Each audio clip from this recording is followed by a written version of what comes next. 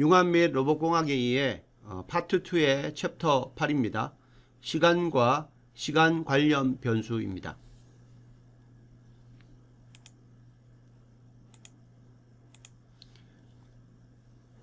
이번 시간의 목표는 시간에 대해서 알아보는 겁니다. 기본 차원으로서 시간. 자, 그러면 시간의 측정은 어떻게 이루어지는가? 그리고 이 시간과 관련되는 공학적인 내용 중에서 우리가 주기, period, 그리고 진동수, frequency 이 부분에 대한 내용을 배우게 됐고요. 여러분들이 이 부분에 대해서 조금 더 다른 부분보다도 관심을 가져서 잘 알아두는 게 필요하겠습니다. 토목공학에서 주로 필요한 그 교통량, flow of traffic 부분에 대해서 간단하게 여러분들 언급을 하고요. 그리고 이제 시간 단독으로 관심을 가지는 게 아니라 우리가 이미 배웠던 길이의 물리량과 시간의 물리량이 이제 서로 연관이 될 때 나타나는 파생되는 그러한 물리량들이 있습니다. 그래서 이 부분에 대해서 우리가 또 이야기를 할 것이고요. 그 다음 마지막으로 각운동, angular motion에 대해서 설명을 하도록 하겠습니다. 여기 나오는 주기 및 진동, 길이와 시간에 관련된 변수, 그리고 각운동 이러한 부분들은 중요한 부분이기 때문에 잘 알아둘 필요가 있습니다. 자, 먼저 기본 차원으로서 시간에 대한 내용입니다. 이 타임 t가 이제 챕터 8에서 다뤄지는데 angular speed 각 속도가 되겠고요. angular acceleration 각 가속도입니다. 여기 보면 angular speed 같은 경우에는 단위가 t분의 1이 되겠고요. angular acceleration 같은 경우에는 t제곱분의 1이 됩니다. 그 다음에 요거는 이제 linear speed는 선 속력 이렇게 되는 거죠. t분의 l이 되겠고, 그 다음에 linear acceleration 이거는 선 가속도가 됩니다. 요거는 t제곱분의 1이 됩니다. 그 다음에 이건 이제 시간과 길이에 대한 내용이었고, 이제 시간과 길이의 삼승에 관련되는 내용들이 또 있습니다. 요게 뭐냐면 볼륨 플로우 레이트라고 해가지고 단위 시간당 얼마나 많은 볼륨이 부피가 흘러가느냐, 그래서 유체가 얼마나 어떤 그 관을 통해서 단위 시간당 많은 양의 유체가 흘러가느냐, 이런 것들을 이제 이야기할 때 볼륨 플로우 레이트가 필요합니다. 그래서 이번 챕터에서는 이와 같은 박스 친 부분에 대해서 설명을 주로 하겠습니다. 기본 차원으로서의 시간. 자, 우주의 모든 것은 연속적으로 움직이고 있습니다. 즉, 다른 말로 하면 운동을 하고 있다고 이렇게 표현할 수가 있고요. 따라서 이 운동을 기술하는 데 있어서 시간이라는 것은요, 매우 중요한 매개 변수가 됩니다. 일정한 거리를 가는데 얼마의 시간이 걸리는가? 자, 이게 이제 그 운동의 빠르기를 결정할 수 있는 거죠. 그 다음에 언제까지 상점을 엽니까? 휴가는 얼마나 됩니까? 이런 것들이 다 시간과 관련되는 내용들이라는 거죠. 우리 주위의 세계를 관측하면서 어떤 운동의 빠르기를 나타내기 위해서는요, 그 운동할 때 걸렸던 시간과 그리고 얼마나 많은 길이를 운동했느냐, 그래서 시간과 길이라는 기본 차원을 동시에 고려를 해야 합니다. 이미 길이에 대해서는 앞 챕터에서 우리가 모두 다 배웠고요. 이제는 시간에 대해서 조금 더 살펴보고 시간과 길이가 어떻게 동시에 고려해서 나오는 유도되는 물리량이 어떤 것이 있는가 또 배우게 될 겁니다. 얼마나 빠른가를 질문할 때 무엇을 기준으로 기술해야 되는가 유념한다. 그렇죠? 우리의 그 일상생활 또 우주에 있는 모든 것들은 움직인다는 사실을 우리가 기억을 해야 되겠습니다. 그리고 대부분의 공학 문제는 정상 상태와 비정상 상태로 분류를 하게 됩니다. 여기서 나오는 정상과 비정상은 여러분들이 상상하는 그러한 정상과 비정상이 조금 아닌데요. 여기서는 이제 새로운 정의가 나옵니다. 연구 대상의 물리량이 시간에 따라서 변화하지 않는 경우, 시간에 따라서 변화하지 않는, 요걸 가지고 우리가 steady state, 여기 나오는 steady라는 게 시간에 따라서 변화하지 않는 걸 말합니다. 그걸 가지고 정상 상태라고 하고, 그렇지 않은 경우, 즉 물리량이 시간에 따라 변화하는 경우는 우리가 unsteady, 비정상 또는 transient, 과도 상태라고 그렇게 이야기를 합니다. 우리가 만약에 사람의 키가 한 20살까지는 성장하다가 20세 이후는 키의 변화가 없다고 그렇게 가정을 하면요. 키의 경우 20살까지는 시간에 따라 계속 성장을 하기 때문에 그거는 비정상 상태, unsteady state가 되는 것이고요. 20살 넘어서 키가 이제 더 이상 자라지 않고 줄어들지 않는다고 가정하면 그건 이제 시간에 따라서 키가 변하지 않기 때문에 steady state라고 이야기를 합니다. 그래서 이제 앞으로 여러분들은 정상 상태라는 이야기와 비정상 상태 또는 과도 상태라는 표현을 많이 듣게 될 텐데요. 그때는 여러분들이 기억해야 될 게 정상이라는 것은 시간에 따라 변하지 않는 그러한 물리량 상태를 나타내는 것이고, 비정상 상태는 시간에 따라 계속 변하는 겁니다. 여러분들이 뜨거운 커피를 어디에서 이제 사왔다고 쳐요. 그러면 그 커피 온도는 어떻게 됩니까? 시간이 지나면 점점 온도가 낮아지죠. 그러면 그 시간에 따라서 커피 온도가 변하는 그러한 구간, 그거는 이제 비정상 상태가 되는 거예요. unsteady 상태가 되는 거고, 그 커피가 쭉 온도가 낮아지다가 대기 온도, 즉 주위의 온도하고 같아지는 순간부터는 이제 온도가 변하지 않죠. 그러면 그때부터는 그 커피의 온도는 steady 상태가 됩니다. 정상 상태. 그런 식으로 여러분들이 이해를 하면 되겠습니다. 정상 상태와 비정상 상태에 앞에서 조금 설명을 했었는데요. 다시 한번 정리해보면 인체의 성장, 출생 이후 10대 후반이나 20대 초반에 이르기까지는 신체가 시간에 따라 자란다. 그래서 키가 커지고 팔이 길어지고 어깨가 넓어지고, 그래서 시간에 따라 신체는 길이뿐만 아니라 질량도 변한다. 그래서 요거는 이제 비정상 상태, unsteady state 또는 transient state라고 이야기하고, 성장기를 지나면 신체는 정상 상태를 유지한다는 것은 이제 키가 늘지 않고 줄지 않는, 시간에 따라 변하지 않는 그러한 상태라는 거죠. 그렇게 간단하게 인체의 성장에 대해서 정상 상태와 비정상 상태로 우리가 구분해서 설명할 수가 있고요. 우리가 요리한 음식물의 온도 변화, 갓 구운 빵을 오븐에서 꺼내면 온도가 이제 점점 내려가죠. 빵의 온도는 실내의 온도와 같아질 때까지 내려간다. 그래서 그 내려가는 쭉 그 기간은 unsteady state, transient state가 되고요. 실내 온도와 같아지는 순간부터는 이제 온도의 변화가 없을 테니까 그거는 steady state 상태가 됩니다.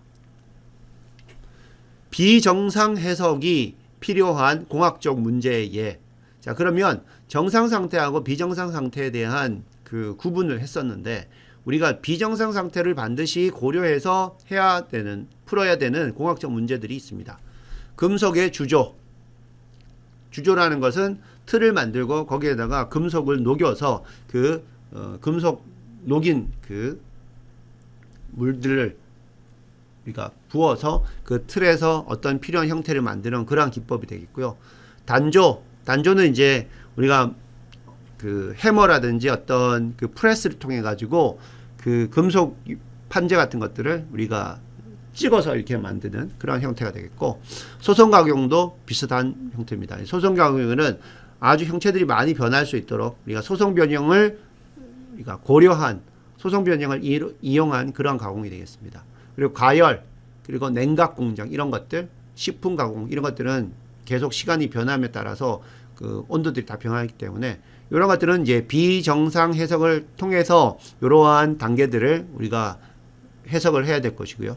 그 다음 어떤 움직임이 있는 기계 구조물을 보게 되면 차량이 도로에 움푹 패인 곳을 통과할 때 또는 건물이 지진을 받을 때와 같이 기계나 구조물이 순간적인 하중이 작용하는 경우에, 자동차가 가다가 움푹 패인 곳을 지나가면 어떻게 해요? 자동차에 진동이 일어나죠. 그러면 시간에 따라서 자동차의 움직임의 변화가 있기 때문에 이거는 과도 해석이 되고요.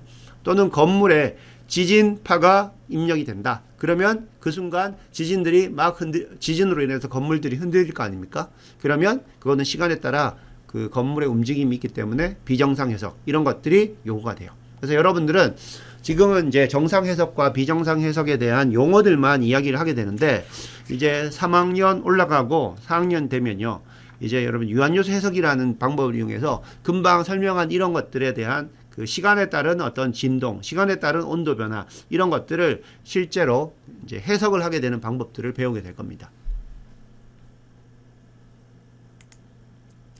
다음은 시간의 측정입니다.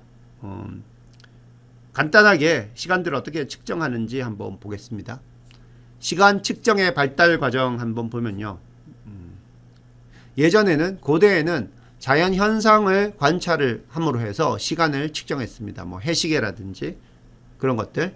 그 다음에 점차 이제 도구를 조금씩 사용하기 시작했습니다. 모래시계, 물시계 이런 것들을 이용해 가지고 뭐 눈곱이 새겨진 수조 아래 물이 흘러나갈 수 있도록 구멍을 만들어 놓은 다음에 물이 시간의 흐름에 따라서 점점 줄어들잖아요. 그러면 그 새겨진 눈금으로 시간이 얼마 정도 흘렀다 이런 것들을 측정할 수가 있죠. 그 다음 현재는 동력을 이용해서 시간을 측정합니다. 기계식 진자 또는 전자시계. 이 전자시계도 그 퀄지의 그 진동수를 이용해서 시간을 측정하는 건데요. 자, 이런 식으로 이제 시간을 측정하는 방법들이 계속 발전하고 있다는 거죠. 금방 말을 했던 그 퀄지를 이용하는 것은 그 퀄지의 압전 효과, 피에조 일렉트릭 그러한 효과를 이용하는 겁니다. 이 압력을 받게 되면 그 퀄지가요. 전기장이 발생하고 또 전기장을 우리가 발생시키면 또 그 디포메이션이 일어나는데 전기장을 받았을 때 결정의 모양이 이제 바뀐다는 그런 의미가 되겠죠. 자, 이 원리를 이용하면 석영 결정을 우리가 진동시키고 일정한 주기로 전기 신호를 생산하게 되는데 이렇게 되면은 우리가 이러한 특징을 이용해서 물리적인 특성을 이용해서 시간을 측정할 수 있는 그러한 효과가 됩니다. 그래서 이게 나오고부터 우리가 많은 경우 뭐 전자시계라든지 이런 것들이 다 거의 대부분이 이 방법을 이용해서 우리가 시계들을 만들고 우리가 또 그걸 사용하고 있죠. 다음 시간의 측정 부분에서 타임존에 대해서 설명을 좀 하겠습니다. 자, 옆에 왼쪽에 지구본 형태를 하나 표시를 하고 있는데요. 자, 여기에서 여러분들이 밑에가 S 남극이 되고 여기가 북극입니다. 자, 우리 지구가 태양에 있어서 약간 이 지구 측이 기울어져 있어요. 그죠? 그리고 여러분 알다시피 지구의 자전주기 24시간이죠. 하루에 이 축을 기준으로 지구는 한 바퀴 회전을 합니다. 그죠? 자, 그런데 태양이 뭐 이쪽에 태양이 있다고 칩시다. 태양이 있어요. 선이 있습니다. 그러면 이제 햇빛이 이렇게 올 텐데 햇볕을 바라보는 쪽은 이제 낮이 되고 그 반대편은 이제 밤이 될 거예요. 그죠? 따라서 햇볕이 이렇게 받칠 때 지구가 이렇게 돌게 되면은 항상 같은 시간대 여기는 낮이 되고 여기는 밤이 되는 그러한 일들이 있을 겁니다. 자, 그러면 이게 주기가 24시간이기 때문에 우리가 여기 나오는 뭐 남극에서 북극까지 이렇게 이 지구본에다가 이렇게 우리가 표시를 이렇게 할 수가 있죠. 자, 이러한 것을 가지고 우리가 longitude 경도라고 이야기를 합니다. 이게 경도. 자, 그래서 이거를 우리가 쭉 표시를 하면 이 경도는 영국의 그리니치 천문대를 지나는 부분을 우리가 영도라고 기준을 해서요. 이렇게 돌아가면서 360도로 그릴 수가 있습니다. 자, 그러면 이 경도를 따라서 이제 어떻게 보면 24시간의 주기를 가지고 한 바퀴 회전을 하기 때문에요. 360도 나누기 24시간, 즉 1시간당 몇 자전을 하느냐 보면 이제 시간당 15도 자전을 한다는 것을 알 수가 있습니다. 자, 그리고 우리가 만약에 일반적으로 생각할 때 아침이라고 하면 뭐 8시 이때 되면 아침이면 햇볕이 이제 해가 뜨고 그런 상황이 되고 밤 8시, 9시라고 하면 이제 해가 지고 어두워지는 그런 상황이 돼야 되겠죠.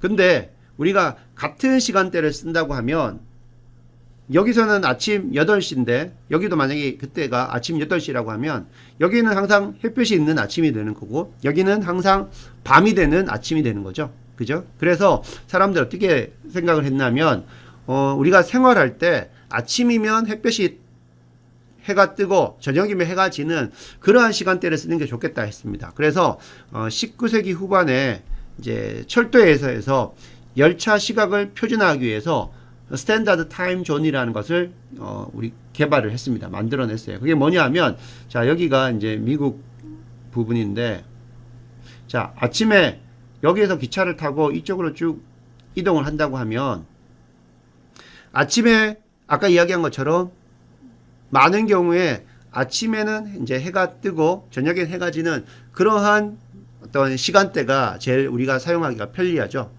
그래서 미국에서 이제 철도 라인이 길게 연장되면서 금방 설명했던 것처럼 새로운 시간 기준이 필요했던 겁니다. 예를 들어서 뉴욕에서 아침 8시는 뉴욕은 이제 이쪽에 있는 거죠. 콜로라도주 덴버에서 아침 8시가 아니에요. 그죠? 그거는 왜냐하면 우리가 이 경도에 따라 시간을 달리 쓰고 있기 때문입니다. 그래서 이러한 식의 시간대를 사용함으로 해서 대부분의 이제 전 세계에서 아침이 되면 해가 떠오르는 아침 8시, 9시, 뭐 7시 이 정도 되면 해가 떠오르는 그러한 시간대를 갖게 됐습니다. 근데 이거는 그냥 한 곳에서만 결정할 것이 아니라 이 여러 국가들이 함께 이 시간대를 결정을 해야 되잖아요. 그래서 이걸 가지고 이제 스탠다드 타임존에서 전 세계에 있는 국가들이 다 이제 함께 고려를 해서 이 시간대를 만들었어요. 여기 보면 시간대에 따라서 쭉 뭐 여기 나오는 알파벳이 쭉 나와 있고요. 그 다음에 그 나라별로 어떤 타임존에 들어가 있는지가 나와 있어요. 우리나라 같은 경우는 여기 보면 여기 I라고 돼 있죠. 그죠? 그래서 I를 찾아보면 여기 플러스 9라고 돼 있어요. 그죠? 그러면은 스탠다드 타임이라는 게 표준 시간이라는 게 유니버셜 타임에다가 플러스 밸류 프롬 테이블에서 여기 유니버셜 타임에다가 우리가 플러스 9 시간을 더해주면 우리나라가 있는 이 타임존에서의 시간이 나타나게 됩니다. 자, 이렇게 이제 했던 게 이제 경도 롱지튜드가 되고요. 그 다음에 적도를 기준으로 해서 이렇게 그은 선, 요거는 우리가 레티튜드라고 합니다. 위도라고 합니다. 특정 위치와 적도 사이의 각을 측정하는 거예요. 적도에서부터 얼마만큼 떨어져 있나, 그죠? 적도에서 얼마만큼 떨어져 있나, 요 각이죠. 이제 북쪽으로도 90도, 남쪽으로도 90도 이렇게 돼 있어요. 그래서 우리가 38선이라고 하는 거는 북위 38선이에요. 적도로부터 각도가 38도 있는 부분에 이렇게 그은 선이 바로 latitude 이렇게 표현이 됩니다. 그래서 표준 시간대가 왜 필요했는지 여러분들이 그냥 간단하게 이해하면 될 것 같고요. 또 하나 이제 시간에 관련해서 또 언급하고자 하는 것이 서머 타임 제도입니다. 자, 서머 타임 제도, 서머 타임 또는 우리가 데일라이트 세이빙 타임 이렇게 이야기를 합니다.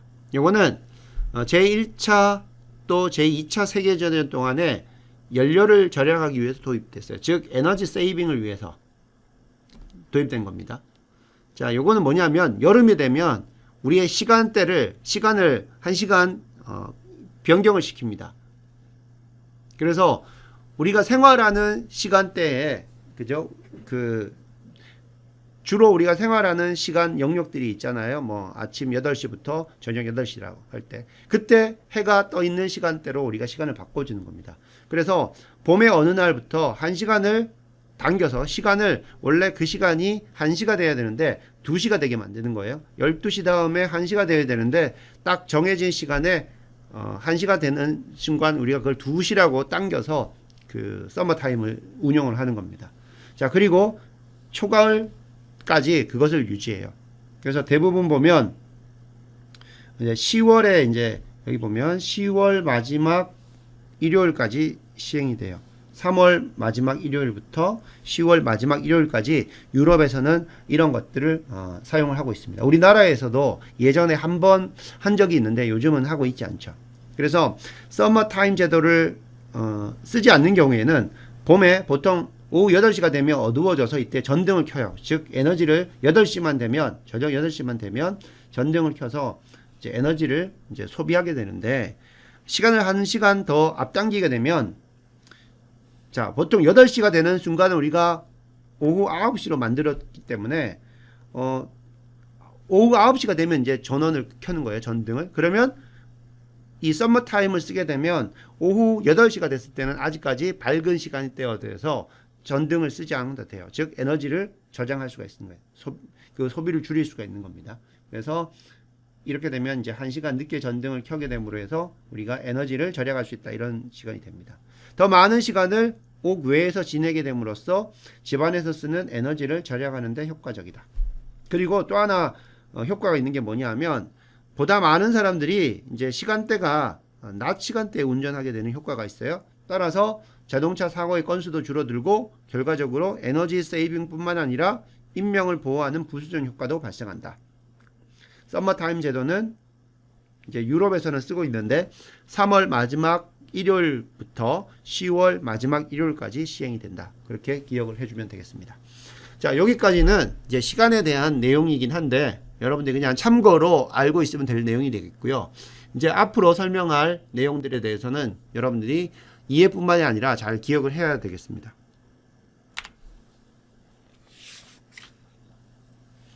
자, 주기 및 진동수 period and frequency입니다. 주기는요 영어로 period라고 하고요. 진동수는 frequency라고 이야기합니다. 어떤 반복적인 현상, 즉 주기적인 현상에서 그 현상이 완전하게 반복되는데 소요되는 시간, 이걸 가지고 주기라고 합니다. 그래서 주기의 단위는 시간이 되고요. 태양의 주위에 지구의 공전은 주기적이라고 말할 수 있다. 즉 태양 주위를 지구가 이렇게 공전하고 있는데 그거는 주기적이라고 말할 수 있다. 왜냐하면 이 현상이 반복되고 있죠. 그래서 지구의 공전 주기는 365일이라고 우리가 대강 알고 있는데 정확하게 말하면 365.24일입니다. 그러면 이게 왜 이렇게 되냐 하면 실제로 걸리는 시간은 이 정도 되는데요. 우리는 그냥 1년을 그냥 365일이라고 쓰죠. 365일이라고 합니다. 근데 4년 지나고 나면 그 윤달이 있고 윤일이 있죠. 그래서 2월 28일까지 원래 있는데 4년마다 2월 29일이 있죠. 그죠? 그래서 0.24일이기 때문에 대략 4년이 지나면 1일이 되잖아요. 따라서 4년마다 하루 날짜를 더 만들어 놓습니다. 어디 넣었냐면 2월 29일로 넣습니다. 자, 이런 식으로 해서 실제로 윤월 그리고 윤일이 생기는 것이고요. 그 이유는 이 지구의 공전 주기가 정확히 365일이 아니라 365.24일이기 때문에 그렇습니다. 다음 주기는 그 현상이 완전하게 반복되는데 소요되는 시간입니다. 그러면 그 주기의 역수를 진동수 또는 주파수라고 이렇게 이야기를 합니다. 그래서 주기는 일반적으로 대문자 T를 쓰고요. 이 진동수 또는 주파수 요거는 F를 씁니다. 따라서 F는 T분의 1 이렇게 쓸 수가 있겠죠. 그래서 주기가 길면 주기가 만약에 한번 그 현상을 완전하게 반복하는데 2초가 걸린다고 하면 진동수는 어떻게 해요? 2초분의 1이니까 시간당 몇 번을 우리가 진동하는 겁니까? 몇 번을 하는 거예요? 0.5분밖에 할 수 없죠. 그죠? 주기가 2초가 되면 진동수 주파수는 0.5 S분의 1 또는 S분의 1을 가지고 우리가 이걸 가지고 허르츠라고 이렇게 얘기합니다. 단위 시간당 몇 번 그 이벤트가 일어나느냐. 그래서 주기가 2초가 되면 0.5번이 일어나는 거죠. 그래서 이렇게 주파수 진동수는 주기의 역수라고 한다. 그래서 주기라는 용어도 여러분들이 알아야 되겠고요. 여기 나오는 진동수라는 것도 여러분들 알고 주파수, 진동수하고 주파수가 같으라는 거 여러분들 알아야 되겠습니다. 먼저 일반적인 상황에서 우리가 진동수 그리고 주기, 주파수 한번 따져봅시다. 매주 한 번씩 시장에 가서 장을 보는 주부를 생각해 보자. 자, 이 주부는 일주일에 한 번의 횟수 또는 진동수로 장을 보는 셈이다. 그죠?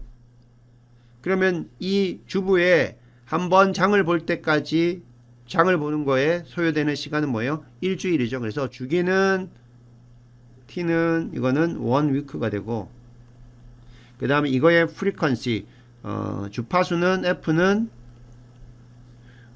1위크분의 1 이렇게 되는 거죠. 따라서 진동수 요거는 주파수라고 해도 돼요. 주파수란 사건이나 현상 과정이 얼마나 자주 일어나는가 나타내는 거고, 주기라는 것은 그것이 반복되는데 얼마나 시간이 걸리느냐, 시간이 걸리는 거. 주파수, 진동수는 얼마나 자주 일어나는가. 요 부분들을 여러분들이 잘 알아야겠어요. 자, 그러면 주기적인 운동을 포함하는 공학 문제 한번 보겠습니다. 진동계, 진동이라는 것은 구조물이 운동이 플러스 마이너스 아래 위, 그죠? 이렇게 회전 이런 것들을 가지고 우리가 진동계라고 합니다. 가진기, 진동을 어떤 시스템에 가하는 거, 그 다음에 진동기 스스로 바이브레이팅 하는 거, 그 다음 믹서기, 이건 회전하는 거죠. 그 다음에 또 주기적인 운동은 자동차 엔진의 피스톤 운동, 그래서 우리가 RPM이라고 하죠. Revolution per minute, 단위 시간당 얼마나 회전하느냐. 그래서 이거는 단위 시간당, 단위 분당이죠. 단위 분당 회전수.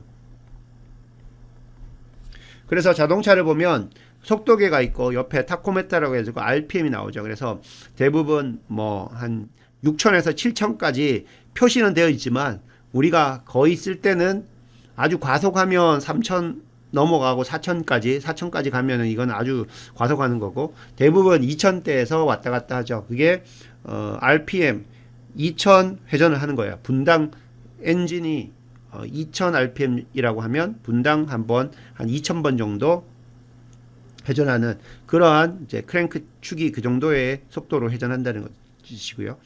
그 다음에 자동차의 현가 장치, 요거는 현가 장치 같은 경우는 자동차 이제 스프링과 그리고 댐퍼 이런 걸로 구성되어 있는데, 차량이 이게 운동을 하다 보면 이게 상하 방향으로 오르락 내리락 하는 거죠. 그런 부분에서 주기적인 운동이 나타나는 거고, 비행기 날개의 진동, 이것도 마찬가지입니다. 여러분들 비행기 타서 그 창가 쪽에 앉아 보면 겁날 정도로 운행을 하고 있을 때 비행기 날개가 아래 위로 흔들거리고 있습니다. 새처럼 그렇게 날개짓을 하는 건 아니고요. 진동 때문에 흔들리고 있고, 건물의 진동도 마찬가지입니다. 지진파가 있으면 건물이 좌우로 흔들거리니까 이런 것도 다 주기적인 운동을 포함하고 있는 그러한 공학적인 문제가 되겠습니다. 이제 조금 더 구체적으로 우리가 보면요. 질량 스프링계입니다. 요 질량 스프링계는 질량은 매스 스프링인데 가장 간단한 진동계 모델이에요. 그래서 기계공학 하는 사람들의 진동이라고 하면 이렇게 질량 스프링계를 이용해서 표현을 하게 됩니다. 질량을 누르고 있다가, 자, 요게 지금 여기 보시면 이게 여러분들 그냥 보기에는 질량이 이렇게 서 있지 않죠? 스프링을 이렇게 있고 질량을 해 놓으면 이렇게 서 있지 않은데, 이게 지금 뭐 옆에 마찰 없는 것으로 잡아줬다고 합시다. 그래서 이거는 이제 상하 운동만 이렇게 할 수 있다고 칩시다. 그리고 이 M 질량에 의한 자중에 의해서 스프링이 이제 초기에 압축이 되는데, 그런 것들을 다 고려해서 여기 나오는 이 기준점 되는 이 부분이 딱 결정이 돼 있다고 합시다. 그래서 요거를 우리가 위쪽으로 가면 요거는 y of t 해서 위쪽으로 가면은 늘어나는 것, 그리고 아래로 오면 이제 줄어드는 그러한 형태로 갑시다. 질량을 여러분들이 만약에 누르고 있다가 탁 놓으면 어떻게 되겠어요? 눌려있던 힘 때문에 위로 갔다가 또다시 스프링력이 또 당기고 있기 때문에 밑으로 내려왔다가, 그래서 이러한 질량이 상하 방향으로 반복적으로 이렇게 움직이게 됩니다. 그래서 반복적으로 움직인다. 여기서 바로 반복적인 움직임, 어떤 현상들이 반복되고 있으면 거기에 당연히 주기가 있을 것이고요. 그 반복되는 현상이 필요한 시간, 그리고 단위 시간당 얼마나 그러한 그 운동들이 발생하는가, 그죠? 그런 것들을 우리가 알 수가 있을 겁니다. 그래서 이 시스템에 대한 이 스프링의 그 개수, 스프링 개수를 K라고 하고, 그 다음에 여기 나오는 질량을 M이라고 하면 이 운동을 우리가 모사할 때 필요한 그 운동 방정식이 있었죠. 그 운동 방정식이 생각해 보면 이게 M D 세컨드 Y D T 스퀘어 플러스 K Y 이퀄 0였죠. 여기서 M은 질량이기 때문에 0이 아니에요. 그래서 양변으로 나눠주면 이거는 D 세컨드 Y dt 스퀘어 플러스 n분의 ky 이퀄 0가 됐습니다. 여기 나오는 n분의 k를 우리가 오메가 제곱으로 놓는다고 했죠. 그러면 이 식은 어떻게 돼요? y2 프라임 똑같은 표현이죠. d 세컨드 y dt는 y2 프라임 플러스 오메가 제곱 y는 0. 이러한 미분이 두 개 들어가 있는 방정식, 그래서 미분 방정식을 얻을 수가 있다고 했어요. 여기 나오는 오메가 제곱은 n분의 k가 되는 거죠. 자, 그러면 여기서 주어진 이 식을 만족할 수 있는 y를 찾으면 여러분들이 사인과 코사인이 이거를 만족할 수 있다고 그랬죠. 그래서 이 미분 방정식을, 이계 미분 방정식을 만족하는 일반해는 바로 yt는 이게 a라는 어떤 상수가 나오고 sin 오메가 t 플러스 b 코사인 오메가 t가 된다고 이렇게 이야기를 했습니다. 자, 그래서 여기 나오는 m과 k가 주어질 때 여러분들이 이와 같은 움직임을 우리가 계산할 수가 있습니다. 이렇게 있어요. 자, 이건 한번 봅시다. 이거는 지금 초기에 어떻게 움직임이 있어요? 자, 여기 시간이 이 x축을 t라고 하고, 만약에 여러분들이 제로 시간대를 여기라고 한번 봅시다. 여기가 yt라고 생각하고 여기가 0이라고 생각합시다. 그럼 어디서부터 시작했어요? 자, 여기서부터 시작했죠. 여기가 높이가 1입니다. 1에서부터 쭉 내려왔다가 올라갔다가 내려왔다 올라갔다 합니다. 그럼 이건 뭐 한 것 같아요? 이거는 지금 요렇게 움직이는 거는 이거는 yt 이퀄 코사인 자 오메가 t하고 같죠. 그죠? 그러면 이 움직임은 어떻게 나타나요? 자, 이것을 그냥 위로 1만큼 당긴 상태에서 그대로 놓는 거예요. 당긴 상태에서 놓는다. 그거는 뭐예요? 그러면 y 이퀄 y0, 즉 시간 0일 때 이거는 1이었고요. 그때 한번 미분한 거는 0 상태로 시작하면 바로 이와 같은 커브가 나오게 되는 거죠. 자, 이거는 이제 이 움직임을 정확하게 어떻게 푸느냐고요. 요거는 이계 미분 방정식을 푸는 방법이 되겠고, 여기 융합공학에서는 그 정도까지 바라는 것이 아니고요. 여기서 나오는 움직임의 주기와 진동수가 어떻게 되느냐. 왜? 지금 우리가 다루고 있는 것은 시간에 대한 내용입니다. 시간에 대한 내용이기 때문에 이 전체적으로 유도는 이렇게 되는 것이고요. 여러분들이 알아야 될 것은 주기하고 그리고 진동수 또는 주파수만 알면 됩니다. 자, 이러한 움직임에 있는 어떤 시스템이 있다고 칩시다. 그럼 여기서 주기는 어떻게 되냐면, 주기는 어떤 움직임이 반복되는 거예요. 반복되는 거. 자, 그러면 주기를 여러분들 보려고 하면요. 이 점, 제일 높은 점에서 다시 제일 높은 점까지의 걸리는 시간, 이렇게 봐도 되고요. 제일 낮은 점에서 제일 낮은 점까지 걸리는 시간으로 봐도 되고요. 또는 이 0에서부터 같은 0까지 이렇게 주기를 봐도 됩니다. 주기는 항상 어떠한 운동이 그대로 다시 한번 재현될 때까지의 시간이에요. 그래서 그 주기를 우리가 뭐라고 하냐면 t라고 이야기했죠. 주기를 t라고 했고, 그 다음에 그거의 역수를 뭐라고 했어요? 역수 f분의 1, 이걸 가지고 주파수 또는 진동수라고 이야기했습니다. 근데 여기서 오메가는 이게 angular velocity라고 했고요. 그럼 오메가는 이게 2πf가 됩니다. 자, 오메가는 angular velocity라고 해서 radian per second가 되고요. 여기 나오는 F는 그냥 진동수기 때문에 요거는 1분의 S가 됩니다. 그러면 2πf라는 각도 라디안이 들어가기 때문에 오메가는 2πf가 되고요. 그리고 또 왜 오메가가 라디안 퍼 세컨드가 돼야 됩니까? 라고 저번에 한번 질문이 있었었는데요. 여기 보시면 사인 오메가 t 한번 보세요. 사인 오메가 t나 코사인 오메가 t. 자, t는 시간이고요. 사인 다음에 나오는 건 뭡니까? 각도인데 우리가 라디안으로 표현해야 된다고 했죠. 그럼 뭐예요? t이기 때문에 t에다가 오메가를 곱했던 부분이 각도 부분이 돼야 돼요. 그러면 오메가는 뭐가 돼요? 시간분의 라디안이 되죠. 그래서 오메가의 단위는 라디안 퍼 세컨드가 됩니다. 그래서 오메가는 2πf가 되고, 그 다음에 t는 f분의 1이 되고요. 그러면 t는 얼마 됩니까? t는, 자, 오메가는 2πf가 되고 t는 f분의 1이고 f는 그러면 이거는 2π분의 오메가가 되죠. 따라서 주기 t는 어떻게 됩니까? 오메가분의 2π가 됩니다. 그래서 여러분들이 주기는 오메가분의 2π, 그 다음에 주기는 또 이게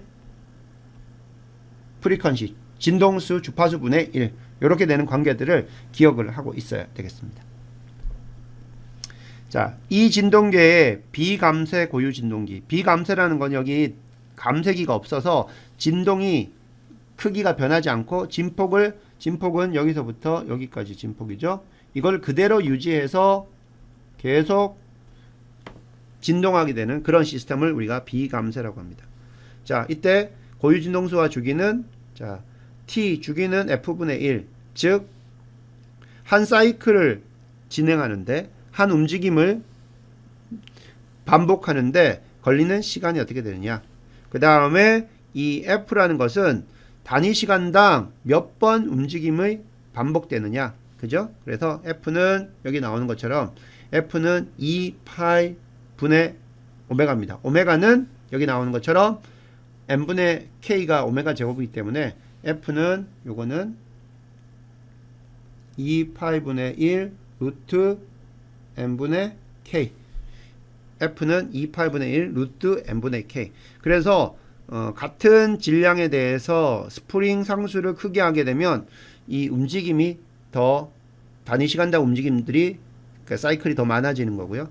똑같은 스프링에 대해서 무거운 질량을 쓰게 되면 이게 이 스프링이 진동할 때 천천히 진동합니다. 그래서 어떻게 돼요? M이 커지기 때문에 주파수는 낮아지는 그러한 효과가 있습니다. 그래서 여러분들이 여기 나오는 이 식이 어떻게 유도됐다는 거 이해를 해야 됩니다. 즉 여기 나오는 미분 방정식으로부터 n분의 k를 우리가 이 부분을 놓게 되면 여기 나오는 해들이 sin 오메가 t, 코사인 오메가 t가 된다는 이 사실로부터 여러분들이 이해를 해주면요. 오메가 제곱은 n분의 k부터 시작하면 되고요. 그 다음에 여기 나오는 각가속도 오메가하고 그냥 각 속도죠. 각 속도 오메가하고 여기 나오는 진동수하고, 진동수가 한번 진동하면은 한 회전 한다고 하면 2파이를 곱해주면 되니까 오메가는 2파이 f. 그래서 여러분들이 이 식을 기억을 하고 오메가 제곱은 n분의 k라는 거를 기억을 하고, 그 다음에 오메가는 2파이 f라는 걸 기억하고, 주기는 진동수분의 1이라는 이 세 가지를 기억하고 난 다음에 여러분들 그냥 그걸 이용해서 쭉 연결을 하면 되겠고요. 뭐 그걸 세 가지를 다 기억하고 있는 경우에는 여기 나온 것처럼 F는 2파이분의 1 루트 n분의 k, 이것도 기억하고 있으면 사용하기가 편하겠죠. 자, 이때 이러한 단위계가 나오려면 허르츠하고 세컨드가 나오려면요, 질량은 킬로그램을 써야 되고요. 그 다음에 스프링의 강성, 스프링 개수는 단위 길이분의 힘, 그래서 뉴턴 퍼 메타를 사용을 해줘야 되고요. 그렇지 않은 경우에는 여러분들이 값을 계산할 때 단위 환산을 해줘서 이용을 해야 됩니다. 자, 그러면 여기 나오는 어떤 시스템, 여기서는 아주 간단한 시스템인데 이 질량 스프링계에 여기 나오는 고유진동수. 자, 고유진동수라는 건요, 이거 같은 경우에는 지금 진동수가 딱 하나밖에 없는데 여러분들 일반 구조물 같은 경우에는 이 고유진동수가 여러 개가 있습니다. 그 중에 이제 제일 첫 번째 나온 걸 가지고 이제 펀더멘털 프리퀀시라고 하는데 그런 것들이 이제 상당히 중요한 물리적인 의미를 가집니다. 자, 그러면 뒤에 한번 예를 한번 보면요. 자, 여기서 앞에서 이제 말했던 그 주파수가 왜 그렇게 중요한가 한번 이 부분을 한번 보겠습니다. 공진에 의한 다리의 파괴 현상인데 여기 이제 타코마 브릿지 컬랩스 해가지고 타코마 브릿지가 1940년대에 이제 오픈된 다리인데 오픈된 지 얼마 안 돼서 이 다리가 파괴가 돼요. 그 파괴되는 영상을 한번 보겠습니다. 자, 지금 1940년대 이렇게 이제 다리를 건설을 합니다. 자, 이렇게 다리 이제 인부들이 여러 가지 장비를 써서 건설을 하고요. 자, 이렇게 이제 오픈이 됐어요. 이제 근데 잠시 후 어떻게 됐냐면 여기 나오는 것처럼 타코마 브릿지가 실제로 이제 오픈이 되고 난 다음에 4개월 동안에 4개월밖에 지나지 않는데 엄청난 그 진동이 생기는 그 일들이 벌어졌어요. 자, 이렇게 어느 날 갑자기 다리가 이렇게 출렁거리기 시작합니다. 다리가 이렇게 출렁거리면 안 되죠, 사실은.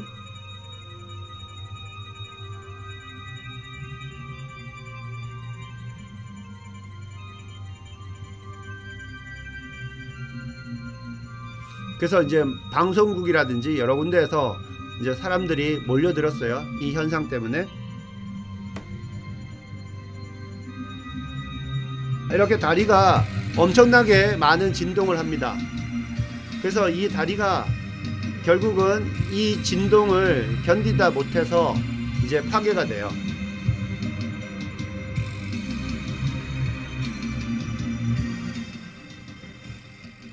자, 이게 뭐냐면 이게 어떤 현상이냐면 이 다리가 가지고 있는 고유한 진동수, 아까 F가 있었죠. 우리가 간단하게 배웠던 2파이분의 1 루트 n분의 k, 이 고유 진동수가 이 다리에 가해지고 있는 하중, 여기서는 이제 바람에 의한 하중이라고 나중에 규명이 되었는데요. 그 하중이 가지고 있는 어떤 주파수하고 이 다리의 고유한 그 주파수하고 동일했던 겁니다. 같아져서 그걸 가지고 우리가 공진이라고 이야기하는데 그 공진 현상 때문에 계속해서 이렇게 진폭이 커지는 거예요. 움직임에. 여러분들이 그 그네를 타고 있을 때 그네를 타게 되면 어떻게 됩니까? 만약에 동생이라든지 뭐 조카들이 그네를 태워달라고 하면 그네의 그 진폭을 크게 하려면 어떻게 됩니까?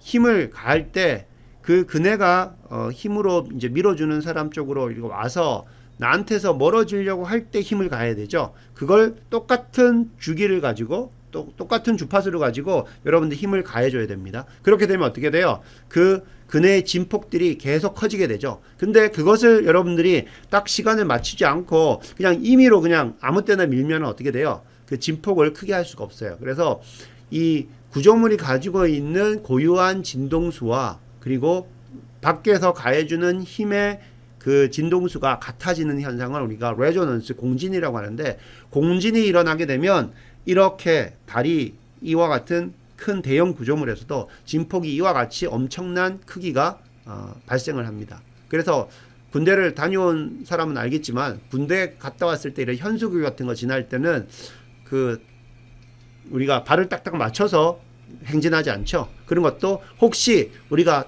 다리를 건너갈 때 행진할 때 그 행진하는 주파수하고 그 구조물의 주파수하고 같아질까봐 그런 행진할 때도 같은 이런 발 맞춰서 가는 것들은 거기서 이제 피하게 되는 거죠.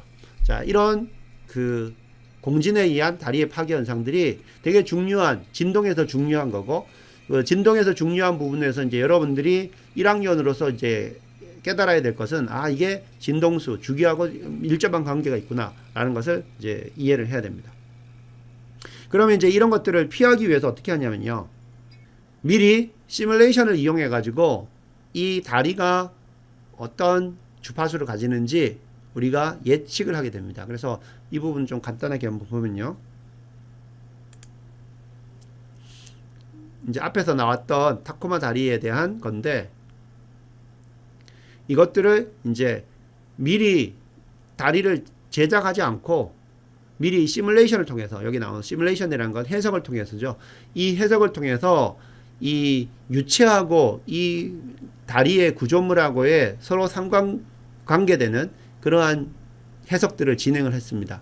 그래서 유동 해석이라는 부분하고 구조 해석이라는 부분을 해보게 되면, 자, 여기 나오는 플로터 부분에, 그죠? 이 볼텍스 쉐딩이 발생해 가지고 이 발생하는 하중하고 이 구조물의 그 고유진동수하고 같게 되는 경우에 이와 같이 이 다리의 비틀림, 이러한 현상들이 발생한다는 것들을 알았고요. 자, 이러한 공진에 의해서 이렇게 파괴되는 것까지 해석적인 방법을 통해서 미리 이 제작을 하지 않고도 이런 것들이 가능합니다.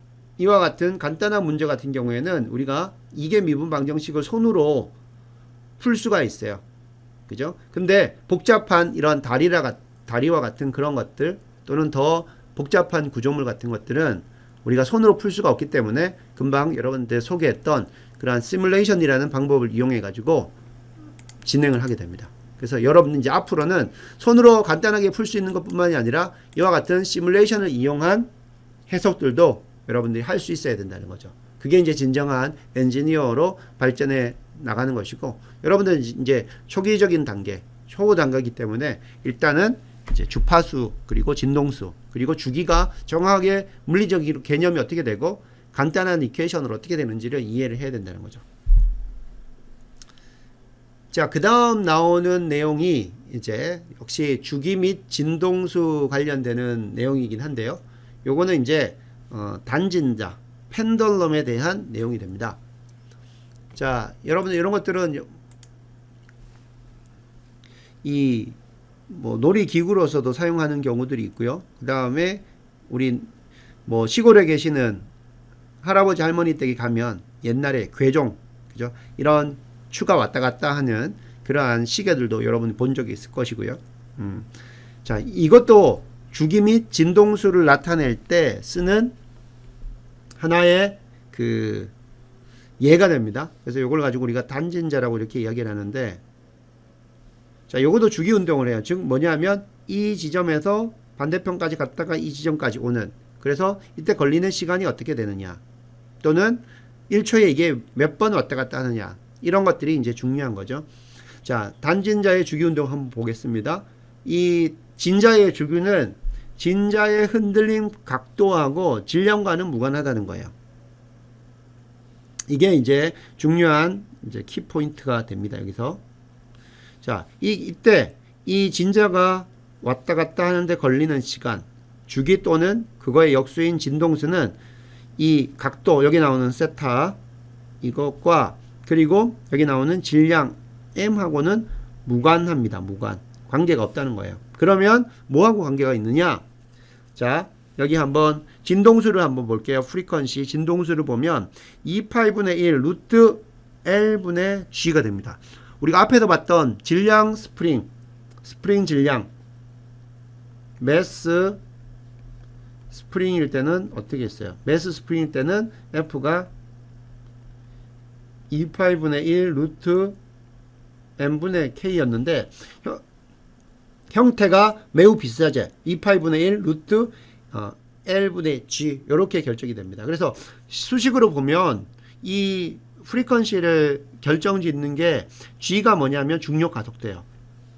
중력 가속도가 커지면 이 진자의 그 주파수, 단위 시간당 그 사이클 수가 많아지는구나 라는 걸 알 수가 있고, 또 L은 이 진자의 길이입니다. 진자의 길이 L이 길어지면, 커지면 이 주파수가 작아지는구나, 낮아지는구나 라는 것을 알 수가 있습니다. 여기 보면 시계에 보면 여기 나오는 세타와 그리고 M, 질량은 식에 안 들어있죠. 그래서 무관하다는 뜻입니다.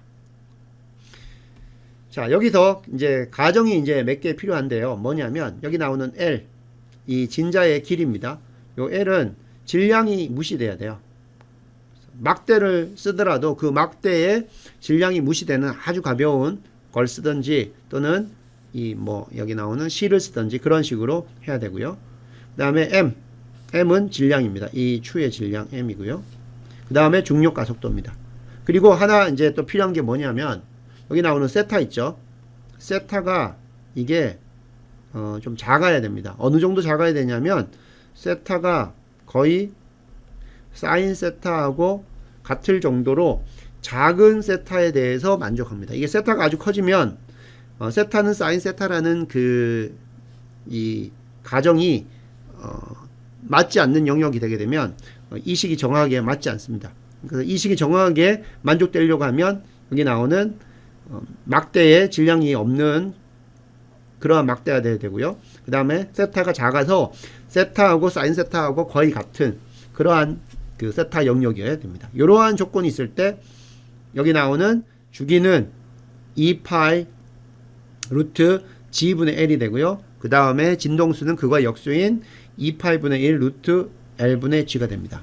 자, 그러면 이게 어디에 이제 응용이 되었냐면요. 옛날 과거의 석유 시추회사들, 요즘은 이거보다 더 첨단 방법들을 쓰겠죠. 이 석유 시추회사들이 여기 나오는 이 단진자의 주기 운동에서 진자의 주기가 변하는 현상을 이용해 가지고 그 지역에 매장된 그 석유의 산출량, 그 유전의 그 석유량을 산출하는 그러한 것으로 이것을 사용을 했었습니다. 왜 그러냐면 식을 보게 되면 왔다 갔다 하는 이 주기가 L은 동일한 걸 썼는데 그 지역에 따라서 이 G라는 게 중력과 섰던데 그 어떤 지역에 따라서 변경될 수 있죠. 지역에 따라 변경 가능. 지역에 따라서 변경이 돼요. 그 지역에 석유가 많이 파묻혀 있는 어떤 지역이다. 또는 그게 원래 그냥 일반 그 지질처럼 그러한 흙으로 되어 있는 곳이다. 그것에 따라서 이 G가 바뀌기 때문에 그러니까 전 세계를 이렇게 돌아다니면서 이 G가 바뀌면 당연히 T가 바뀌기 때문에 그러한 바뀌는 정도를 가지고 이 밑에 집안에는 일반 지질이 아니라 뭔가 다른 것들이 매장되어 있다라는 것들을 우리가 알 수가 있습니다. 그래서 옛날에는 이러한 단진자의 주기 운동에서 주기가 변하는 현상을 이용해서 그 지하에 매장된 석유를 우리가 얼마 정도 있다라는 거, 이게 석유 시추지를 결정하거나 또는 석유 산출량을 석유량을 산출하게 됐다. 이렇게 활용이 되었습니다. 자, 그러면 이 부분이 어떻게 유도가 됐는지 한번 간단하게 여러분들 설명을 하겠습니다. 자, 이 내용은 책에는 나오질 않고요. 여러분들 설명을 그냥 들으면 되겠습니다. 우리가 이미 했던 그 질량 스프링 그 시스템하고 매우 비슷합니다. 그래서 그걸 그대로 이용을 하면 됩니다. 자, 단진자의 운동 방정식 유도. 아까 이야기했죠. L은 일정합니다. L은 일정하고 이거는 질량은 없다. 질량은 무시합니다. 그리고 각도 세타가 매우 작다고 가정합니다. 어느 정도 작냐 하면 아까 이야기한 것처럼 세타하고 사인 세타가 거의 같을 정도. 그 다음에 자, 앞에서 있던 그림을 다시 한번 그렸습니다. 자, 이 진자가 질량이 M인데요. 이렇게 왔다 갔다 하는 경우에 자, 이쪽에 있다가 이 왼쪽으로 갔다가 다시 최고점 갔다가 다시 이렇게 돌아오죠. 자, 그러면 이 움직임을 나타내는 운동 방정식을 우리가 적어야 되는데요. 자, 먼저 원주 방향으로 운동을 한번 고려해 보겠습니다. 운동은 어떻게 하냐면 운동 방정식 어떻게 세우냐면 우리가 알고 있는 뉴턴의 제2법칙 그 방향으로의 F의 합은 그 방향으로의 MA하고 같다. 자, 그러면 여기서 F를 우리가 어떤 방향으로 하냐면 이거를 원주 방향에 대해서 이거를 정의를 합니다. 자, 원주 방향 한번 볼까요? 자, 만약에 이 진자가 세타만큼 회전한 위치에 있다고 칩시다. 그러면 이 진자를 한번 생각해 봅니다. 이 진자에 작용하는 힘은, 자, 어떤 힘이 있냐면요. 여기 나오는 중력가 속도가 있겠죠. 중력가 속도는 mg가 됩니다. mg가 됐고, 그 다음에 이게 세타라고 하면 이 선과 이 선이 평행하다고 하면요. 그 다음에 요 각이 세타가 되겠고요. 요거에 또 억각이죠. 억각은 요게 세타가 됩니다. 자, 요게 세타가 돼요. 지금 여기 나오는 세타가 성립됐습니다. 자, 이 부분으로 mg라는 힘을 받고 있으면요. 당연히 이 mg라는 방향이, 자, 아래쪽으로 향하고 있기 때문에 요거는 이 원주 방향, 자, 이 방향은 이제 원주 방향이 됩니다. 요거는 이 방향은 원주 방향이 돼요. 원주 방향과 그리고 이쪽으로 나오는 반경 방향으로 나눠줄 수가 있어요. 그래서 mg라는 힘이 벡터적으로 여기 원주 방향과 여기 반경 방향으로 우리가 나눌 수가 있어요. 벡터적으로 분해를 할 수가 있어요. 그러면 여기 나오는 반경 방향은 뭐하고 같냐면요. 여기 나오는 이 막대에 걸리는 장력, 여기 장력, 텐션하고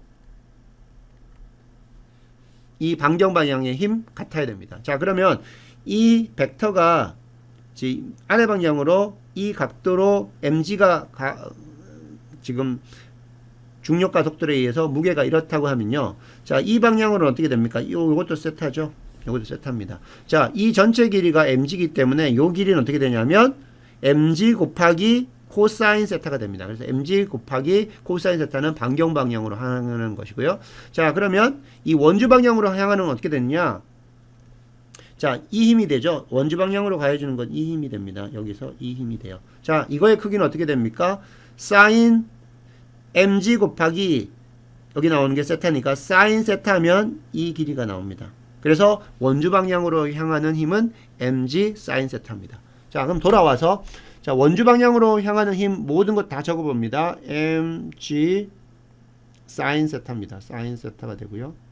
그 다음에 자, 오른쪽은 ma입니다. m 쓰고요. 자, a는 어떻게 됩니까? a는 원주 방향으로의 가속도예요. 자, 원주 방향으로는 속도가 어떻게 됩니까? 일단 원주 방향으로의 속도는 어떻게 되냐? 속도를 알기 전에 먼저 원주 방향으로의 변위를 알아야겠죠. 원주 방향으로의 변위. 자, 이 방향으로 이 질량이 운동을 할 때 움직이는 거리는 어떻게 됩니까? 요거는 길이 곱하기, 요 길이 L 곱하기 세타예요. 그래서 먼저 L 세타가 되고요. 자, L 세타. 자, A는 한번 생각해 보면요.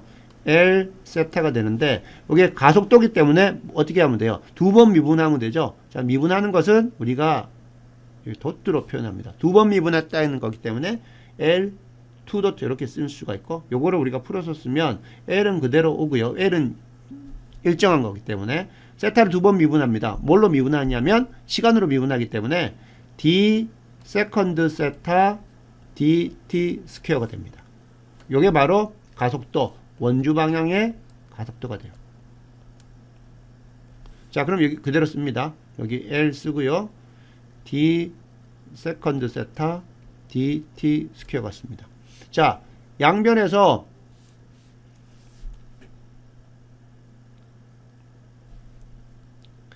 자, 요렇게 쓸 수가 있고, 근데 여기서 이제 생각해 줘야 될 게 뭐냐면 원주 방향에 어떤 방향을 양의 방향으로 할 거냐 돼 있는데, 자, 원주 방향 지금 세타가 지금 이쪽으로 가고 있기 때문에요. 이렇게 왼쪽에서 오른쪽으로, 그러니까 시계 방향으로 이게 플러스입니다. 이게 플러스예요. 이게 플러스예요. 자, 그렇게 되면 힘의 방향은 어떤 쪽이었어요? 반대쪽이었으니까 사실 여기는 여기에 마이너스가 붙어줘야 됩니다. 자, 그러면 여기 나오는 식이 이렇게 정리가 되고요. 자, 양변에 m이 있으니까 양변에 m을 나눠주고 이걸 오른쪽으로 옮깁니다. 그러면 정리해서 써보면 L d 세컨드 세타 dt 스퀘어 플러스 m은 없어지고요. g 사인 세타는 제로가 됩니다. 이와 같은 식이 나옵니다. 자, 여기도 보면 세타에 대한 두 번 미분이 있고 그 다음에 여기 사인 세타가 있어요. 요거는 어떻게 되냐면 요거는 우리가 보면 두 번 미분한 게 있으니까 요거는 이게 미분 방정식이에요. 미분 방정식인데 뭐가 문제가 있냐면 여기 사인 세타예요. 그냥 세타가 아니라 사인 세타입니다. 그래서 사인 세타가 들어가면 이게 선형이 아니라 요거는 이게 여기 뭐가 들어가야 되냐면 비선형 미분 방정식이 돼요. 비선형. 이 사인 세타 때문에. 근데 세타가 아주 작다고 치면 사인 세타하고 세타는 거의 같습니다. 여러분들이 그 사인 커브를 그려보면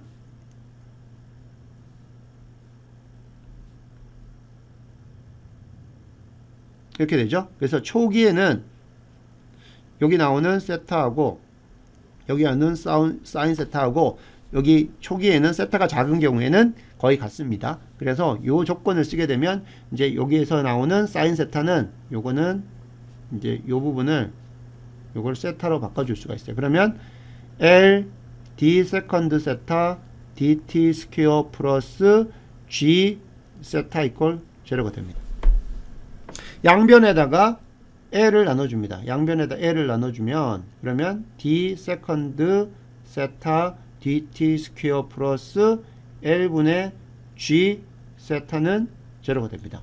우리가 이미 알고 있는 매스 스프링에서 D 세컨드 Y dt 스퀘어 플러스 n분의 k y 이퀄 제로하고 같은 형태죠. 그래서 여기 나오는 요 형태 L분의 G를 우리가 오메가 제곱으로 바꿔줍니다. 그러면 세타는 일반해가 어떻게 되냐면 일반해 세타는 어떻게 되냐면 세타는 A 사인 오메가 t 플러스 B 코사인 오메가 t가 됩니다. 여기서 오메가는 오메가 제곱은 L분의 G가 돼요.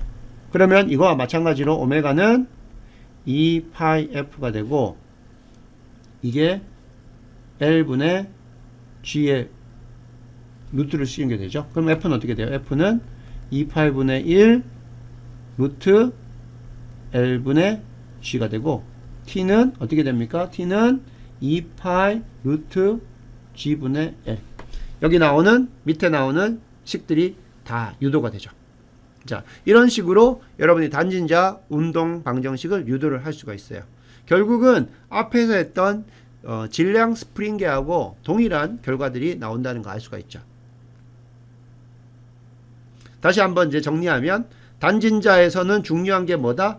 단진자의 주기와 그리고 여기 진동수를 보면 다 나타나는 게 단진자의 길이와 그리고 중력 가속도만 나타난다. 그래서 단진자의 그 진동수라든지 주기에 영향을 주는 거는 질량이라든지 세타 각도가 아니라 길이와 중력 가속도다. 이 사실을 여러분들이 기억을 하면 되겠습니다.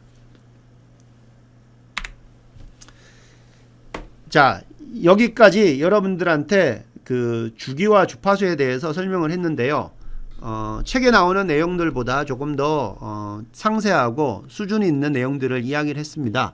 그러면 지금 이야기한 것들은 이제 향후 여러분들이 계속 공부를 해 나가면서 배우게 되고 다뤄야 될 수준이 될 것이고요. 실제로 융합공학에 나오는 수준은 여기 나오는 예제 8.1 정도 수준입니다. 어떤 수준이 한번 볼까요? 질량 스프링계의 고유 진동수를 결정하시오. 여기 나오는 M이 2kg이고 K가 5N/mm일 때 이거에 그냥 고유진동수를 계산하는 거예요. 자, 고유진동수는 여러분들 기억하고 있으니까 보면 F에는 2파이 분의 1 루트 M분의 K죠. 자, 그러면 여기 주어진 식을 그대로 한번 지어 넣읍시다. M은 2kg 그대로 넣어야 되고요. 그 다음 여기 나오는 K입니다. K가 단위가 뭐가 되냐면 뉴턴 미터로 넣어야 돼요. 그래야 여기 헤르츠가 그냥 나오게 됩니다. 근데 여기서 지금 K가 5N/mm이기 때문에 이거를 뉴턴 퍼 미터로 바꿔주려면 어떻게 됩니까? 자, 요거를 바꿔주려면 여기서 5N 퍼 밀리미터가 되죠. 그러면 여기다가 뭘 곱해줘야 돼요? 단위를 곱해주는데 밀리미터가 없어져야 되니까 이게 밀리미터가 분모해야 되고 필요한 건 뭐예요? 미터가 필요하죠. 그럼 이게 어떻게 됩니까? 자, 1m는 1000mm다. 이걸 곱해주면 되는 거죠. 이건 왜냐하면 1m는 1000mm이기 때문에 같은 거잖아요. 그럼 이거 없어지고 남는 건 뭐가 돼요? 5000 뉴턴 퍼 미터가 남죠. 그래서 이거는 5000 뉴턴 퍼 미터가 돼요. 그래서 이거를 집어넣습니다. 그러면 이게 8Hz가 되어서 나옵니다. 자, 그러면 여러분들 여기에서요. 질량을 M이 만약에 M이 8kg이 됐다. M이 8kg이 되면 현재 있는 질량 스프링계의 고유진동에서 어떤 변화가 일어나는지 한번 볼게요. M이 8kg일 때 계산해 보면, 자, 지금 M이 2kg일 때 8Hz가 나왔어요. 그러면 M이 8이 된다고 하면 여기 이게 2가 8로 바뀌게 되죠. 그러면 분모에 2가 나오니까 어떻게 돼요? 이게 FN은 4Hz가 됩니다. 그죠? 이렇게, 자, 현재 있는 질량 스프링계의 고유 진동수를 반으로 만들어주기 위해서 2분의 1로 낮추기 위해서 어떻게 해야 되냐? 질량을 2배를 해주면 안 되고요. 루트 n분의 k이기 때문에 m을 4배를 해줘야 됩니다. 4배. 그래서 2kg에서 4배 해주면 프리퀀시는 이제 이렇게 2분의 1로 줄게 되고요. 만약에 질량을, 자, 현재 있는 고유진동수를 여러분들이 2배로 크게 하기 위해서는 이거는 m을 어떻게 되냐면 반으로만 줄여서는 안 되고요. 4분의 1로 줄여야 됩니다. 4분의 1. 그러면 이거는 4분의 1로 나눠주면 어떻게 됩니까? 2분의 1kg이에요. 2분의 1kg. 이렇게 되면 F는 어떻게 됩니까? 지금보다 2배가 커지는 16Hz가 됩니다. 자, 이런 식으로 여러분들이 M이 바뀌게 될 때 또는 K가 바뀌게 될 때 어떻게 되는지 한번 변화되는 그런 양상들을 잘 기억을 해야 됩니다. 그래서 단순히 그냥 질량 스프링계의 고유 진동수를 계산하시오 이런 문제는 잘 나오지 않고요. 최소한 여러분들 수준이 되면 이것을 고유 진동수를 2배로 하기 위해서는 어떻게 되느냐, 또는 뭐 2분의 1로 하기 위해서는 어떻게 되느냐, 이 정도로 이 식을 응용할 수 있는 문제들을 다룰 수 있어야 되겠고요. 자, 단진자 막대의 길이가 L이다. 길이가 0.5다. 즉 L이 0.5 미터고요. 이 경우에 진자의 주기 피리어드는 어떻게 되느냐? 자, T는 2파이 G분의 L이죠. 맞죠?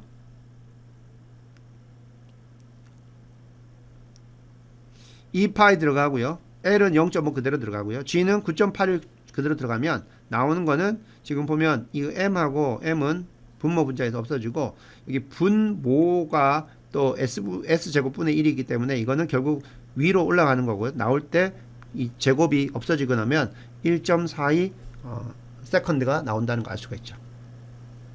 자, 이 정도의 여러분들이 진자 또는 그 질량 스프링계의 고유 진동수, 그 다음에 주기들을 여러분 다룰 수가 있어야 되겠습니다. 자, 그 다음에 우리 교재에 나오는 219페이지에 보면 여러가지 전기, 전자 시스템에 대한 진동수, 프리퀀시가 나옵니다. Example of frequency of various electrical and electronic system 있어요. 자, 이걸 왜 이야기를 하는지 설명을 하고 여러분들한테 알려주겠습니다. 먼저 한번 볼게요. Alternating current. 미국에서 쓰고 있는 교류입니다. 교류 전기, 전류 60Hz. AM 라디오 약 540kHz에서 1.6MHz. FM 라디오 88에서 108MHz. 그 다음 Emergency Fire Police, 이거 이제 소방사라든지 그 다음에 경찰서에서 쓰고 있는 그 라디오 주파수가 어떻게 되냐면 교신 주파수가 153에서 159MHz. 자, 이 정도 되고요. 그 다음 퍼스널 컴퓨터 클락, 약 2010년도 기준으로 봤을 때 PC의 클락 수가 약 한 3GHz입니다. 그죠? 이거는 뭐 그렇게 많이 달라지는 것 같지 않아요. 그냥 2020년도가 돼도. 그 다음에 와이어리스 라우터, 와이파이 라우터를 보면 약 5GHz를 쓰고 있습니다.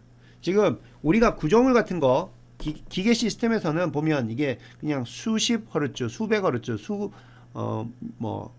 수천 허르츠 되는데 전자 또는 전기 장비로 보면 메가헤르츠, 기가헤르츠. 메가는 10의 6승이고 그 다음에 기가는 10의 9승 헐츠죠. 그죠? 자, 그러면 이 주파수가 엄청 크진 것을 알 수가 있어요. 그죠? 그러면 우리의 기계의 관점에서 여기 나오는 라우터에 들어가는 것도 그렇고요. 그 다음 PC에 들어가는 것도 그렇고 특히 우리 조금 무선 통신에 들어가는 거 보면 거기에 이제 주파수들이 이런 주파수를 쓴다는 건 뭐냐 하면 우리의 정보들을 이러한 그 웨이브에다가 이러한 주파수를 가지는 웨이브에다가 그 데이터 정보들을 입혀서 그것들을 전송하는 거고 그러면 우리가 그 정보들을 받는다는 건 뭐냐면 우리가 가지고 있는 어떤 디바이스들이 이것과 동일한 주파수로 들어오는 신호들을 감지를 해서 거기서 정보를 읽어내는 겁니다. 결국 뭐냐면 이러한 주파수를 가지는 진동기, 레조네이터 가 필요합니다. 진동기가. 자, 그러면 우리가 앞에서 봤죠. 프리퀀시는 2파이분의 1 루트 n분의 k라고 이야기를 했어요. 그러면 이와 같은 아주 큰 프리퀀시를 얻기 위해서 어떤 식으로 설계를 가져가야 되느냐 보면 자, 간단한 식을 한번 봅시다. 2파이분의 1이니까 2파이는 뭐 그냥 상수니까 어떻게 방법이 없어요. 그러면 루트 n분의 k입니다. 자, k는 뭐예요?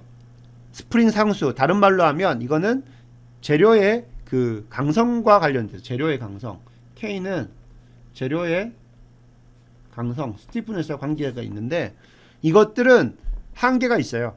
일반적인 이런 전자장비에 쓰고 있는 이 레조네이터들은 실리콘을 쓰게 되는데 실리콘의 K 값은 거의 정해져 있어요. 그러면 이 K 값이 정해져 있기 때문에 이것을 높이는 것은 거의 불가능한 거고요. 그러면 방법은 뭐예요? 이게 F가 커지려면 M은 질량인데 이 질량을 매우 낮추면 이 M을 아주 작게 가져가면 F는 아주 커지죠. 그래서 요즘 여러분들이 많이 들었습니다. 마이크로 시스템이라든지 이건 옛날부터 벌써 나왔던 거고요. 그 다음에 나노 시스템 이러한 이야기가 나오는 이유가 뭐냐? 바로 이 M을 작게 가져가기 위해서 우리가 설계 관점에서 그렇게 가져가는 겁니다. 여기 나오는 M을 많이 줄이면 줄일수록 우리가 뭐예요? 더 큰 F를 얻을 수가 있는 거죠. 그래서 마이크로 시스템, 나노 시스템 이런 것들이 각광을 받고 있고 요즘 나오는 대부분의 전자장비에 들어가는 이러한 레조네이터들은 다 이러한 걸로 이야기를 합니다. 그래서 삼성에서 만들고 있는 뭐 삼성에서 요즘 많이 하고 있죠. 뭐 팹이라든지 이런 것들을 많이 하는 대부분의 것들이 뭐냐? 여기 나오는 이러한 마이크로 나노 시스템이 되는 거고 물론 뭐 반도체 부분은 따로 제쳐놓고요. 이 레조네이터 부분만 본다고 하면 설계 관점에서 이게 그렇게 중요하다는 겁니다. M을 줄이는 설계가. 그래서 마이크로가 하면은 우리가 다루는 시스템이 10의 마이너스 6승 미터예요. 그 다음에 나노 하면 10의 마이너스 9승 미터입니다. 그 정도 되는 크기의 어떤 구조체를 통해서 이러한 진동수를 만들어낸다는 겁니다. 그래서 여러분들이 주기 및 진동수의 이퀘이션 자체는 그냥 단순하지만 여기에 담고 있는 물리적인 의미들이 엄청나게 있다는 것들을 이해를 해야 되겠고요.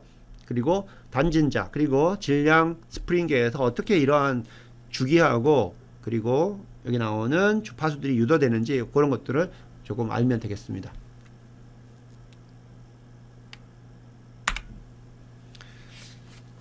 자, 이제 앞에서 이야기했던 중요한 내용들을 이제 뒤로 하고요. 8.4절을 설명을 하겠습니다. 8.4절은 교통량, flow of traffic이라는 내용인데요. 요거는 뭐 토목공학 또는 도시공학 하는 쪽에서 이제 쓰는 건데 우리는 사실 그렇게 필요하지 않습니다. 근데 대강 이거는 어떤 산수적인 내용으로 그죠? 곱하기 나누기로 우리가 이야기할 수 있는 내용이기 때문에 여러분들 그냥 설명을 하겠습니다. 토목공학에서 교통량 트래픽 플로우를 정의하는 공식. 자, Q를 여기 트래픽 플로우 교통량이라고 이렇게 이야기합니다. 단위를 보면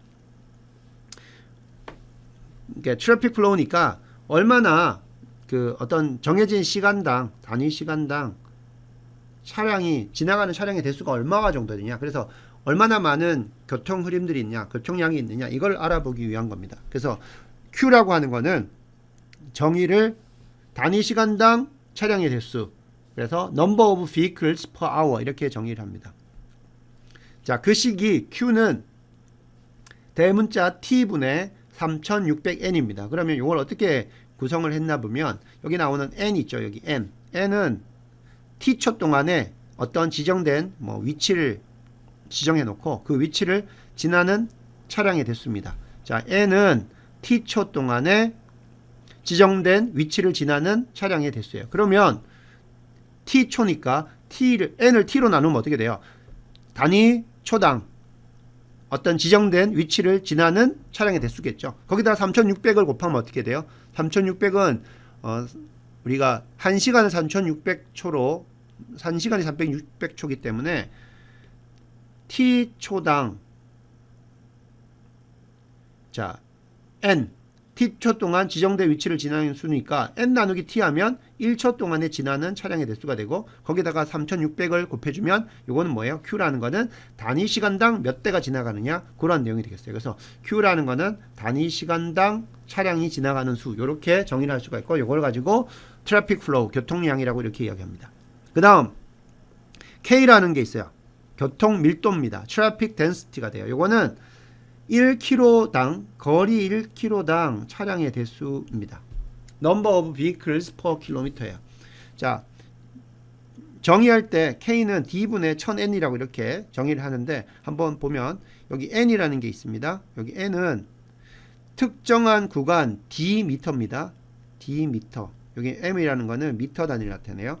특정한 구간 D미터를 달리고 있는 차량의 대수를 N이라고 합니다.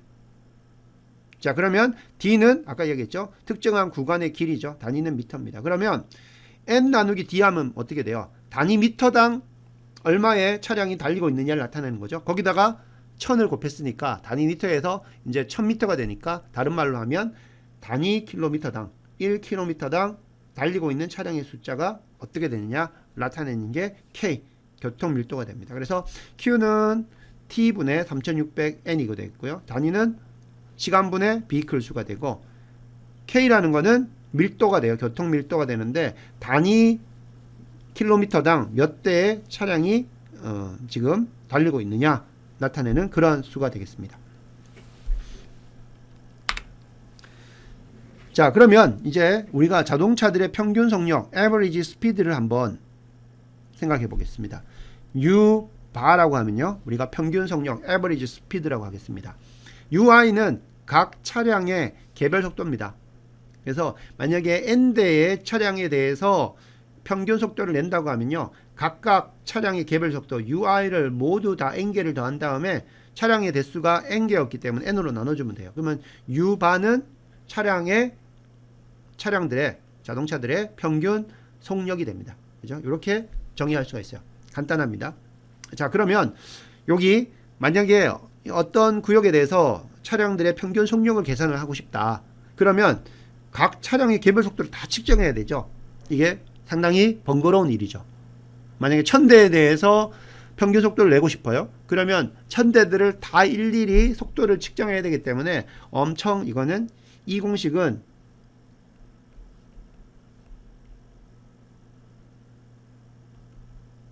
이 공식으로 평균 속력을 구하기는 현실적으로 매우 힘들다.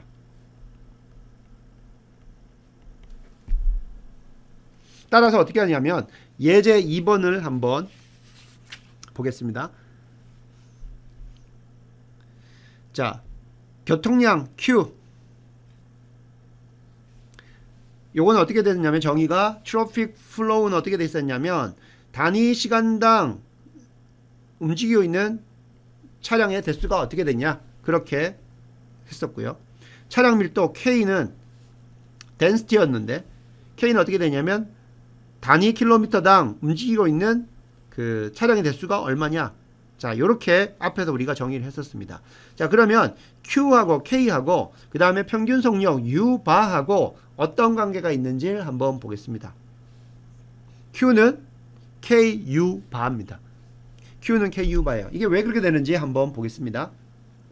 먼저 차량 밀도 한번 볼게요. 차량 밀도는 킬로미터당 움직이는 차량의 대수예요. 그래서 K는 킬로미터당 비클 수가 되고, 그 다음에 U바는 뭐였어요? U바는 단위 시간당 우리가 킬로미터의 평균 속력으로 나타내면 단위 시간당 몇 킬로미터인가 이렇게 나타낼 수 있죠. 그래서 요것들의 단위들을 보면 킬로미터가 없어지고 남는 거는 KU바를 곱하면 hour분의 vehicle 차량 대수가 나오죠. 그래서 그건 뭐였어요? Q가 교통량이에요. 시간당 몇 대의 차가 지나가느냐, 그죠?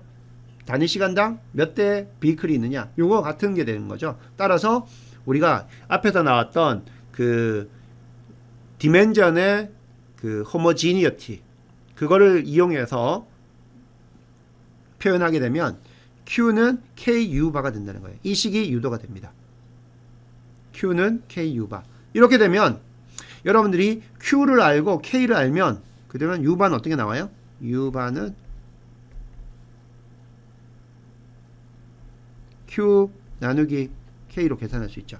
이렇게 되면 차량 한 대 한 대의 평균 속력을 구하지 않더라도 K 차량 밀도와 그리고 교통량 Q만 알게 되면 평균 속력들을 알 수 있죠. 그래서 우리가 교통방송들을 이렇게 들으면 뭐 차량의 평균 이동 속도는 어떻게 되고 뭐 이런 것들이 나오잖아요. 그러면 대량 속도들을 각각의 차량들의 속도를 계산해서 평균을 낸 게 아니라 여기 나오는 교통량과 차량 밀도들을 우리가 계산을 해서 그걸 구해서 이러한 K분의 Q를 이용해 가지고 U바 자동차들의 평균 속력을 계산한다고 보면 맞습니다. 자, 예제 8.2까지 설명을 했어요. 우리가 적절한 단위를 우리가 고려함으로 해서 Q 교통량의 그 정보는 K 차량 밀도 곱하기 속도를 함으로 평균 속도를 함으로써 얻어질 수 있다라는 거 이야기를 했습니다.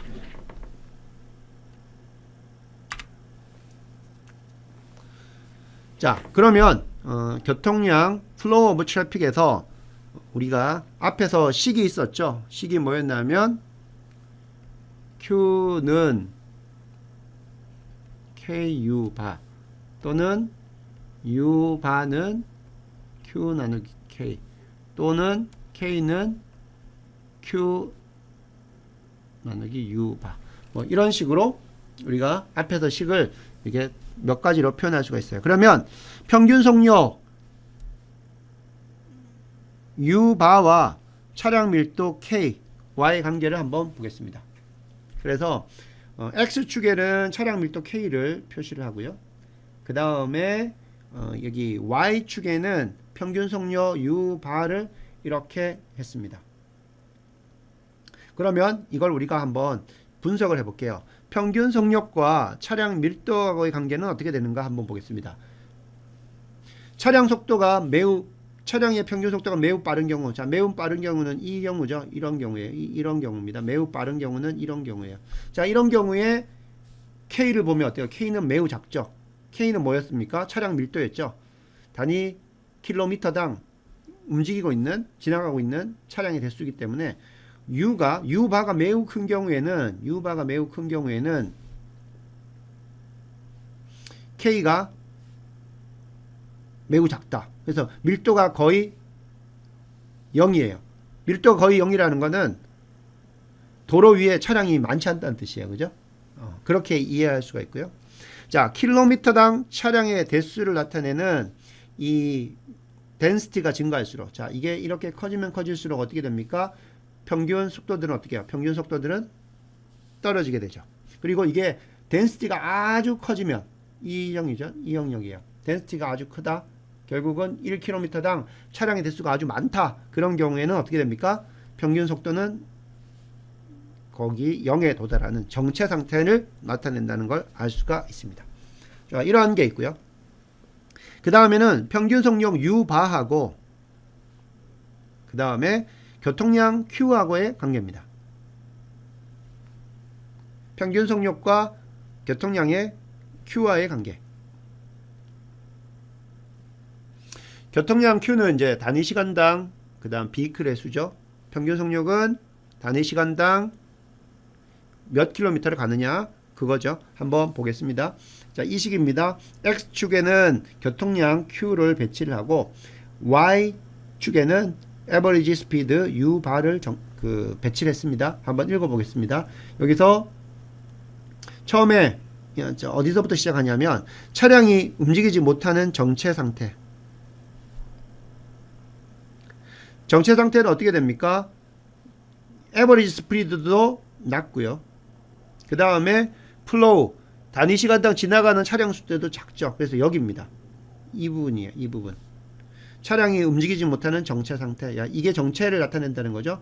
플로우도 작고 에버리지 스프리도 작은 경우. 자, 이게 이제 Q가 제로가 됩니다. 근데 이러한 초반 정체 상태를 나타내다가 차량의 속도가 조금 더 이렇게 증가합니다. 차량의 속도가 이렇게 증가를 하게 되면 어떻게 되냐면 차량의 속도가 증가하게 되면 Q도 점점 커지게 됩니다. Q도 점점 커지다가 Q도 차량의 속도가 커지면 이 U 바가 커지면 Q도 점점점 증가하게 되고요. 결국에는 속도가 커지면 커지다가 어떤 그 Q 관점에서 최대치 여기 나오는 맥시멈 최대값 Q의 최대값이라는 거죠.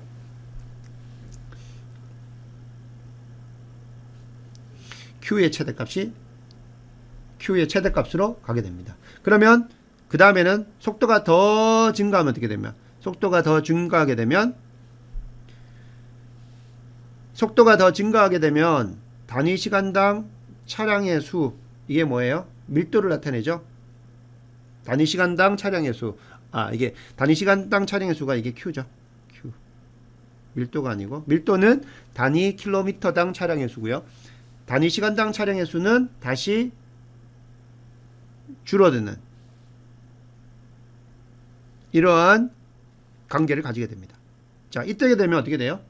자, 같은 Q 값을 가진다 하더라도 자, 이 부분과 이 부분이 같은 Q 값이죠. Q 관점에서 보면 같은데 뭐가 틀리냐면 여기 A하고 B는 congested flow 정체 흐름이고요. 여기서 나오는 교통량은 지금 Q 값은 같다고 하더라도 이 경우에는 스피드가 매우 빠른 이건 스피드가 매우 큰 이거는 큰 경우고요. 자, 이 경우에는 이게 U바가 작은 경우죠. 그래서 여기에서 A 부분은 비정체 흐름 uncongested flow에서 교통 흐름 상태가 되는 거고 여기는 Q 단위 시간당 비클 수는 같다 하더라도 요거는 정체 상태를 나타내는 그러한 흐름이다.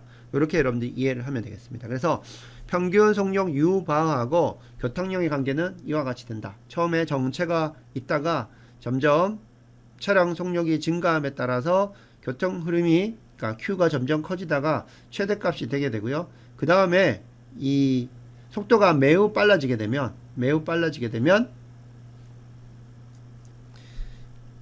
역시 이 Q는 줄어들게 되는데 이때는 B하고 달리 A에서는 정체가 없는 교통 흐름이다. 그런 걸 나타내는 상태라고 이렇게 이야기를 하면 되겠습니다. 자, 이렇게까지 해서요. 여러분들한테 교통량 8.4까지 설명을 했습니다.